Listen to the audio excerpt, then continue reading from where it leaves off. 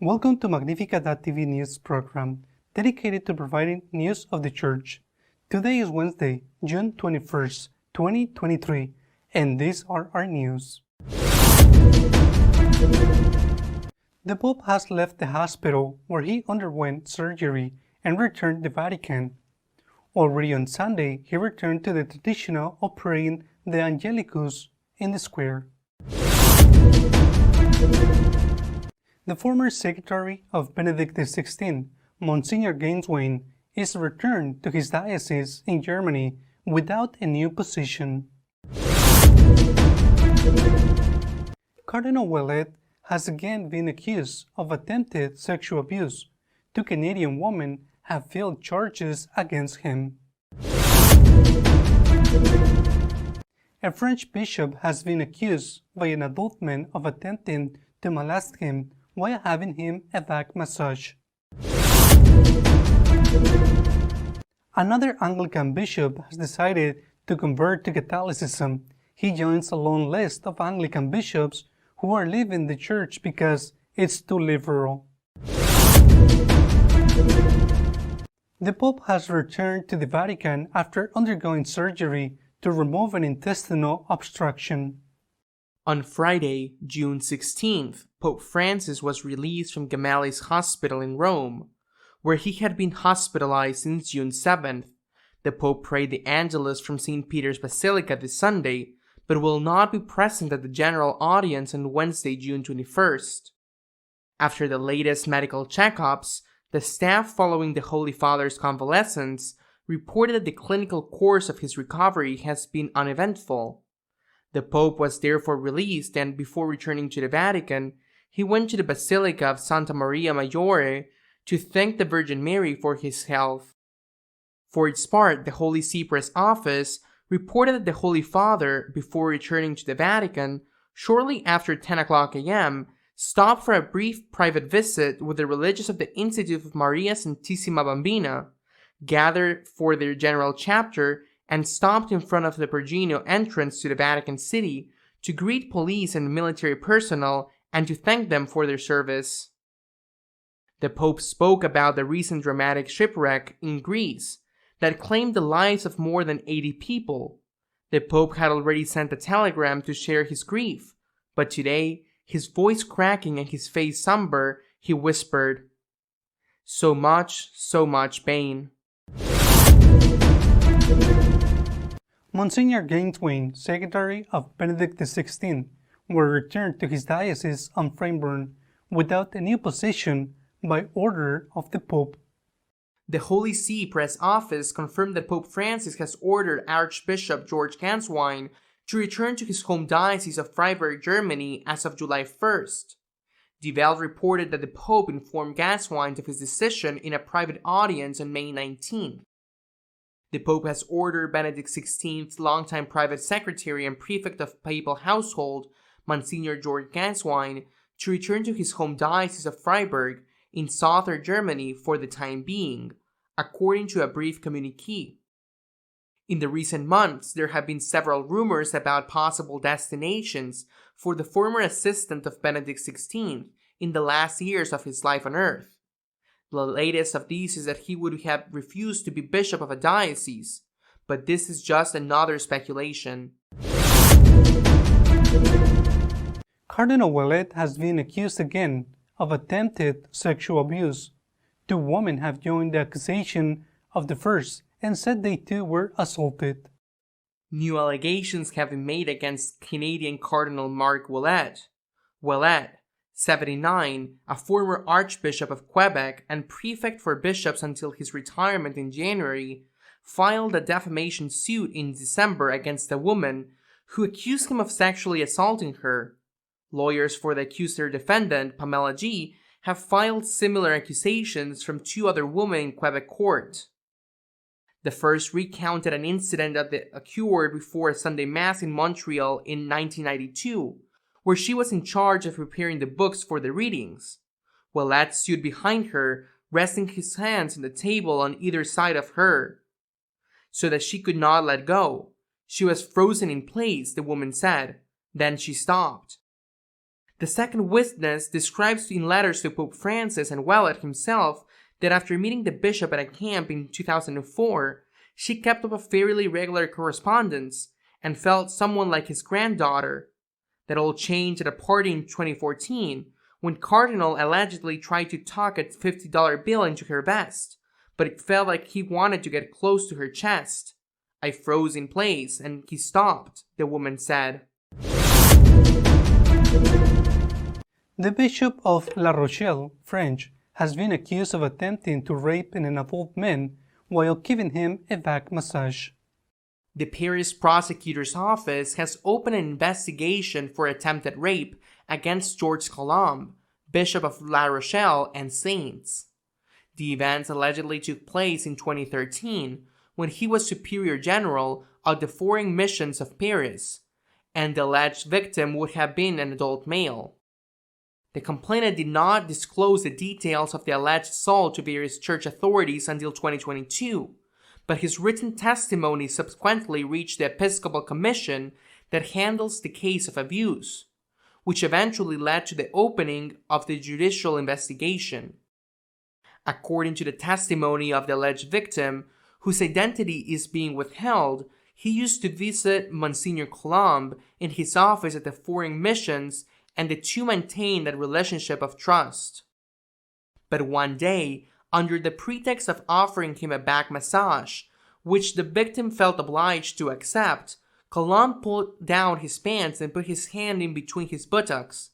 I jumped out and ran out, said the complainant, who claims that the same night someone tried to enter his room in the early hours of the morning. For his part, Monsignor Colombe has issued a statement in which he totally denies the accusations. Having placed himself at the disposal of the authorities, the prelate admits that the accusations will cause serious problems and suffering for the faithful, so he has decided to ask the Holy Father to put him on leave during the investigation. A new Anglican bishop has decided to become Catholic. He is the former prime of the Anglican Church in Wales, Richard Payne. The Reverend Richard Payne, former Anglican Bishop of Monmouth, will be received into the full communion of the Catholic Church within the personal ordinariate of Our Lady of Walsingham on Sunday, July 2nd. He will be received by the Most Reverend Keith Newton, who heads the ordinariate. We are delighted that, after much prayer, Richard has asked to be received into the full communion of the Catholic Church. He will be the first bishop of the Anglican Church in Wales to be received into the ordinariate since its creation in 2011. Richard has a long and distinguished service to the Church in Wales. He has many gifts which he will continue to use to proclaim the gospel of Jesus Christ to the people of Wales. Commenting on his upcoming reception, Richard expressed his joy at the new step in the Christian journey. The Benedictine understanding of obedience, listening to the Lord, has been significant in my personal formation. The subsequent call to conversion led me to convert to the Catholic Church, said a former bishop. I owe much to the experience of a lifetime as an Anglican, he added. But the call to Catholicism seems to me both natural and spiritual. The new beginning will be a welcome challenge, and I come, like anyone else, as a learner and as a disciple. The ordinariate, through the vision of Pope Benedict, offers a generous way to travel a pilgrimage, and I ask of your prayers. The Ordinariate of Our Lady of Walsingham is a diocese-like structure established under the mandate of Pope Benedict XVI to enable former Anglicans to enter into full communion with the Catholic Church. While retaining some elements of the Anglican tradition, it has its own Eucharistic liturgy, which retains some elements of the Book of Common Prayer. Our editorial this week is dedicated to commenting on the new accusation against prominent members of the church hierarchy.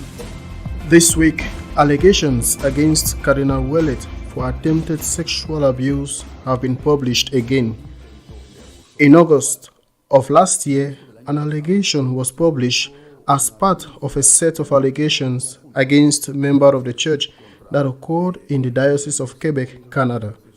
One of these allegations was against Cardinal Ouellet. According to this accusation, a woman claimed that the cardinal had tried to touch her. Well, the cardinal denied the accusations and even said he did not know this lady and went one step further. He filed a defamation suit against her and asked the judge to fine her 100,000 Canadian dollars, which he would later give to help reveal victims of pederasty. This lawsuit is still pending. The lawyer of that alleged victim has now obtained the testimony of two other women who have expressed solidarity with the first one. According to one of them, 31 years ago, when the now Cardinal Ouellet was the rector of the Edmonton Seminary, preparing the Mass in the minutes before celebrating the Eucharist, and therefore with the church already quite full of people, while this lady was reading the reading according to this accuser, the cardinal put his two hands on the lectern, leaving her in the center, and rubbed against her.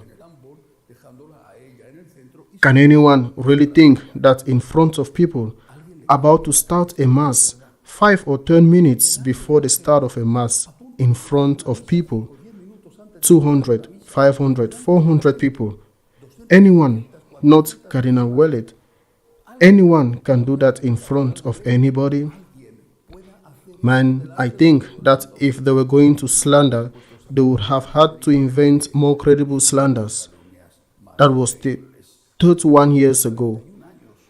And another one, the second accuser that has been known this week, says that 8 years ago at a party, when they have not known more details. A party, supposedly a family party. Supposedly this lady, who was already an adult at that time, must have done some kind of action. Well, we do not know the details. That the cardinal put or tried to put $50 in the pocket of her vest, and that she got the impression that in reality what the cardinal wanted was to get close to her front. Let us see. Are these credible accusations? Of course, a judge is going to decide. It is not for me to decide. But are these credible accusations? That before the Mass, somebody tries to abuse a person in front of everybody, or that maybe in the context of a party, somebody tries to get close to the lady's breast? Because that is what she said, that he tried, that it seems to her that he tried to get close to her. Is that a credible accusation? Are these accusations strong enough to drag through the mud the prestige, the good name of a person, in this case Cardinal Ouellet, of a person? At what point are we getting to with the ferocious attack on the church? It is a matter that will naturally have to be decided by the judges, but it has been enough for the media circus to have already raged against the cardinal. In practically all the religious information media, the news, new accusations against Cardinal Ouellet has been published. And the fact that there are new accusations, however implausible they may be, already implies that not only was the first one true, but that these two that have just been published are also authentic.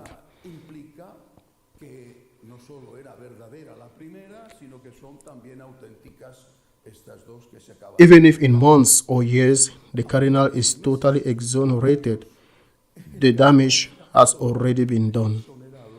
A damage that of course will affect his prestige, his honor, but it can also affect his health.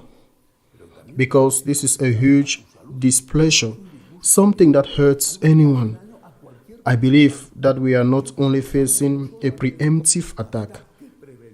Now, I will say that what I think the cause is, but I would even dare to say a preemptive assassination attempt, in the sense that this can cost a person his life, and this can cause this displeasure, an illness, a person who is also at his moment 79 years old, and that is where it seems to me that the cause lies. Cardinal Ouellet is not just any character, not even a distinguished member of the Catholic hierarchy who has held important positions, such as prefect of the Congregation for Bishops. Cardinal Ouellet was the third man in the conclave in which the first and second were Ratzinger and Bergoglio, and in the following conclave in which the first was Bergoglio and the second was Scola, he was the third man. In this moment of confusion in the church, although Ouellet, who has just turned 79, is already close, he is 1 year away from not being able to enter the conclave. If that were to happen, he could still enter. It is not unreasonable to think that an adult person could be elected, another person who foreseeably has little time ahead of him because of his age, and that perhaps it could mean a pause to later rethink who has to be a younger successor. This must already have seemed so to someone who has attacked Ouellet again without caring about the moral and even physical damage he could inflict on him. It is exactly the same technique that was used against Cardinal Pell. That accusations appear from different sources, and that these accusations, even if they are ridiculous and absurd, that of Pell was absurd. In a sacristy just after Mass, in the sacristy of the cathedral, which is a place where everyone enters and leaves, that Cardinal Pell tried to abuse an altar boy. It didn't matter. Absurd accusations also began to be published, that a boy said that the cardinal threw him into the pool, and that when he threw him, he touched him. Accusations began to be published from different places, which gave credibility to the whole of these accusations. They are trying to take Cardinal Ouellet down. Now, is this the only case? Also this week it came out that an adult male has filed a complaint against the Bishop of La Rochelle in France, and that according to him, the bishop was giving him a message, and all of a sudden, he only had his shirt off, and all of a sudden, while he was on his stomach, he took off his pants. Like anyone's pants are suddenly taken off, and he suddenly realized that he was touching his buttocks. So you are on your stomach and your pants are taken off and you do not notice? Well, there was enough for the Bishop of La Rochelle to present his temporary resignation to the Pope, saying that for the good of the diocese, he was stepping down from governing that diocese until this was clarified. I believe that Monsignor Colombe acted correctly, but this situation is an injustice. If there is a sentence, of course, action must be taken against the guilty party, although he will have the right, like any other culprit, to the various appeals. If there is a sentence, action must be taken. But are priests, bishops, and cardinals not human beings? Do they not have the right, or do we not have the right to the presumption of innocence?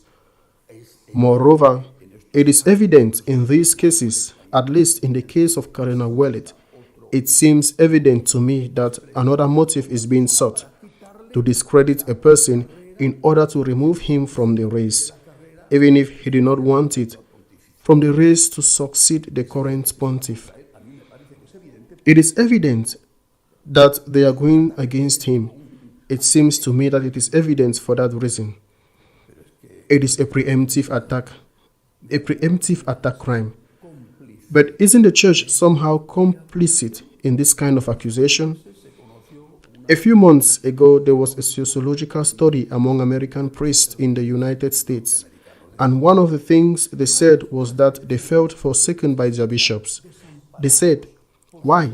Because any accusation, however ridiculous, however unbelievable, was enough for these priests to be immediately removed from the exercise of their functions until after a time, whenever it was the case had been clarified. Monsignor Colombe, the Bishop of La Rochelle, will be able, even if the case is clarified, to return to govern his diocese. What happened to the Cardinal of Lyon? The case was indeed clarified. The accusation was dismissed, and the Cardinal of Lyon was not able to return as Archbishop of Lyon. He was not able because he felt broken. We are attacked. That does not mean that there are not, unfortunately, many cases of sexual abuse due to priests, but it is also true that they are attacking us, turning abuse into a throwing stone against those people who represent the church. Abuse is being abused. In many cases, they are attacking us. The least we can do is not to become complices of those who attack us. Those who have done something wrong should certainly be punished with canonical penalties, and let the civil justice system do what it has to do. But just an accusation that perhaps has neither head nor tail, we are talking about the case of Wellet, of course, is enough to destroy a person. I believe that some things must be reconsidered, and in this case, I ask for prayers, especially for Cardinal Wellet, and also for Bishop Colombe, the Bishop of La Rochelle, because I am very sure they are suffering a lot. Until next week, God willing. We will continue to keep you informed about what is happening in the church, but during the meantime, you can visit our website www.magnificat.tv. See you next week, God willing.